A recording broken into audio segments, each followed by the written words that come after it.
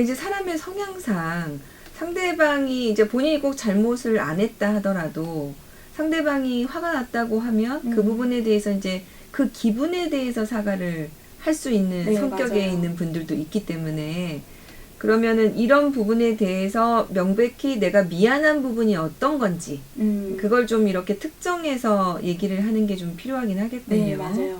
네.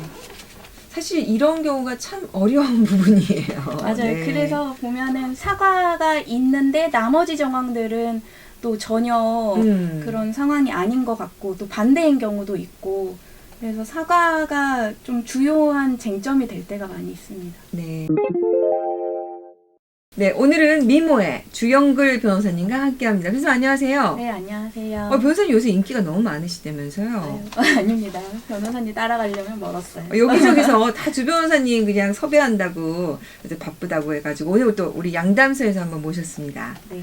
네, 와주셔서 감사하고요. 자, 오늘은 우리 변호사님이 형사 전문이셔서 성폭행 사건을 좀 다뤄보려고 하는데요. 이런 사건 변호하시다 보면 어려운 점이 많으실 것 같아요. 네. 아무래도 이 대부분의 성범죄가 CCTV가 없는 되게 은밀한 장소에서 이루어지다 보니까 네. 객관적이고 명백한 증거가 없어요. 그래서 피해자의 진술에만 의존해서 사건이 진행되게 되는데 피해자 쪽의 변호를 맡다 보면 피해자분한테 이제 그 사건에 대해서 다시 물어보고 진술을 받는 게 또 죄송스럽고 2차 가해적인 그 느낌이 들 때가 있어서 네. 저도 정신적으로 같이 힘들 때가 있고 사건이 대부분 요즘은 술을 마신 상태에서 일어나다 보니까 피해자분이 이제 진술을 잘 해주셔야 사건이 잘 될 텐데 대부분 기억이 잘 나지 않는다고 하실 때가 많아요. 그래서 이제 피해자 쪽 변호할 땐 그만큼 증거가 없기 때문에 힘들 때가 많고요. 네. 또 반대로 피고인 쪽의 변론을 맡을 때는 증거 없으니까 나 그냥 무죄 주장하겠다 이런 식으로 나올 때가 많아서 죄가 있는데도 이제 무죄 주장을 하고 싶어 하시는 경우가 많다 보니까 그거대로 또 정신적으로 힘들기도 하고 또 합의를 원하시는 분은 피해자한테 제가 이제 전화를 해야 되는데 네. 피해자분은 또 왜 이런 전화를 하냐 하면서 화내실 때가 많아요. 그래서 여러모로 정신적으로 힘들 때가 많은 것 같아요. 친구 생일 축하 모임이 있었습니다. 1차, 2차로 이어지는 식사와 술자리가 있었고 3차로 주점에 갔을 때는 친구 2명과 저 이렇게 3사람만 남았습니다. 그렇게 우리끼리 술자리를 이어가다 건너 테이블에 있던 남성들과 어울리게 되었습니다. 떠들썩한 술자리는 계속되었고요. 그 일이 있기 전까지는요. 화장실에 간 친구 한 명이 시간이 꽤 지나도 오지 않는 겁니다. 30분쯤 지났을 때 슬슬 걱정이 돼서 화장실에 가서 친구를 찾았는데요. 친구가 화장실 바닥에 넋을 놓고 앉아 있었습니다. 함께 술을 마셨던 남성 한 명이 친구를 성폭행했다는 겁니다. 반항하는 친구를 강제로 눌러서 성폭행을 했다는데 친구는 제정신이 아니었습니다. 하지만 남성은 친구와 합의하에 성관계를 가졌다고 합니다. 화장실에 강제로 끌고 가지 않았다면서요? 대체 무슨 일이 벌어진 걸까요? 네, 정말 끔찍한 일이 벌어졌는데요. 화장실에서 이제 성폭행 사건이 발생을 했고 여성은 성폭행을 당했다고 주장을 하고 남성은 이제 합의된 성관계라고 주장을 하는 상황입니다. 우리 주 변호사님이 말씀하셨듯이 참 어려운 사안인데요. 이럴 경우에 이제 어떻게 하나씩 진실을 가려내 갈 수 있는 건가요? 제일 기본적인 게 피고인과 피해자의 각 진술을 받아서 네. 그 진술이 얼마나 신빙성이 있는지 따져보는 거예요. 그리고서 그 성관계 아니면 성폭행이 일어날 당시에 CCTV는 없겠지만 술집에서 전후 사정을 볼 수 있는 CCTV는 확보할 수 있을 거예요. 주점에서. 네, 네. 주점에서 두 사람이 얼마나 친밀했고 또 그 화장실에서 나왔을 때 어떤 표정으로 나왔는지 이런 거를 CCTV로 좀 간접 정황을 지켜보게 되고요. 그리고 두 사람이 그 이전에는 어떤 관계였는지 합의하에 화장실에서 관계를 맺을 정도로 친밀했는지 그리고 그날 이후에 피해자가 어떻게 행동을 했고 또 피해자가 이 사람에 대해서 어떻게 보면은 남자분 주장으로는 무고했다는 건데 네. 거짓말로 이렇게 무고할 만한 이유가 있는지, 그리고 거짓말 탐지기를 통해서도 간접적으로 누가 말이 맞는지 좀 따져보기도 합니다.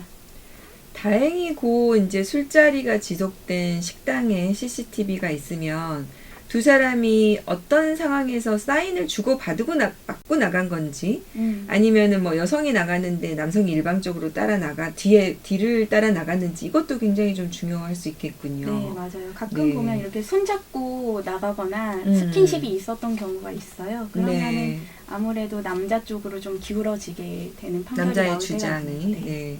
이 사건을 본 친구들의 진술도 굉장히 중요하겠죠. 당시 상황을 직후에 목격했다고 네, 하니까. 맞아요. 그 주점에서 둘이 분위기가 어땠는지 이런 음. 진술을 받기도 하고, 사실 이 사건인 경우에는 화장실에서 친구가 이제 그 사건이 일어나자마자 피해 입은 것처럼 보였잖아요. 그래서 네.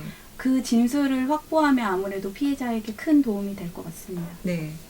사실 이제 피해자 입장에서 제일 힘든 부분이, 피고인이 이제 무죄주를 주장하면서 거기에 대해서 무고다 막 이렇게 많이 주장하지 않습니까? 네, 맞아요. 이제 이럴 경우에 요새 어떻게 지금 판단이 되고 있습니까?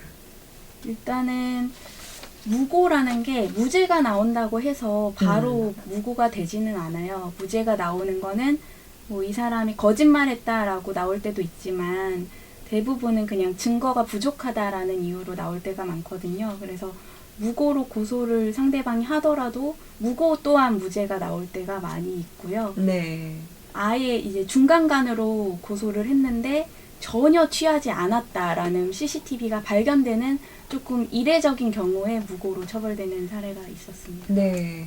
그래서 이제 이 성범죄 피해자들을 보호하는 여성 단체들이 이 성범죄 피해를 주장하는 경우에 이제 무고로 처벌하는 것에 대해서 굉장히 강력히 이의 제기를 하고 있잖아요. 맞아요. 실제로 변호사님이 사건 진행을 해보면 네. 이게 무고로 처벌되는 경우가 뭐 지금 종종 있나요? 아니면은 없나요?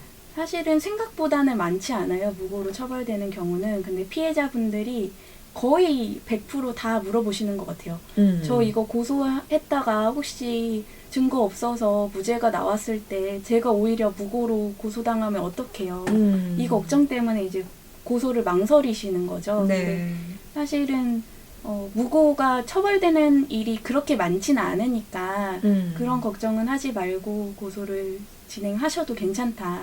네. 그거를 좀 알아주셨으면 좋겠어요. 옛날에 이제 무고로 처벌하는 것이 변호사님 말씀대로 피해자가 피해를 구제를 요청하는 것 자체를 막는 하나의 그런 제약이 될 수가 있어서, 그러니까 이 부분에 대해서 가능하면 피해자의 주장이 혐의가 없어서 입증이 되지 않더라도 그것을 무고로 보는 일은 없어야 되겠다. 네, 이제 이런 부분이 좀 있는 것 같습니다. 성범죄에서 주로 증거로 많이 쓰이는 게 피고인의 사과라면서요? 일단은 피해자가 다음 날에 그 당사자한테 이 얘기를 꺼내는데 상대방이 사과를 했다. 이렇게 되면 잘못이 있으니까 사과를 하는 경우가 대부분이잖아요. 그래서 네.